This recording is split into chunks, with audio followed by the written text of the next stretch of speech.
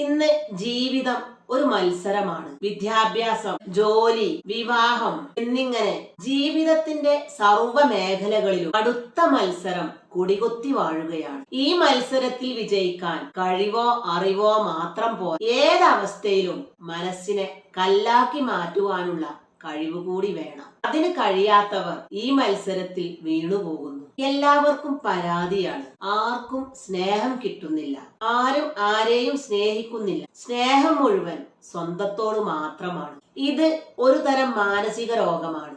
Narcissistic personality disorder. ഇതൊരു പ്രത്യേക മാനസികാവസ്ഥയാണ്. അതിൽ ആളുകൾക്ക് സ്വന്തം പ്രാധാന്യത്തെ പറ്റി അമിതമായ ബോധ്യമുണ്ട്. തങ്ങളെ എല്ലാവരും എപ്പോഴും ശ്രദ്ധിക്കണമെന്ന് ഇക്കൂട്ടർ ആഗ്രഹിക്കുന്നു. അതുപോലെ അവർ ചെയ്യുന്ന എല്ലാ കാര്യങ്ങൾക്കും എല്ലാവരിൽ നിന്നും അഭിനന്ദനം കിട്ടണമെന്നും അവർ മോഹിക്കുന്നു.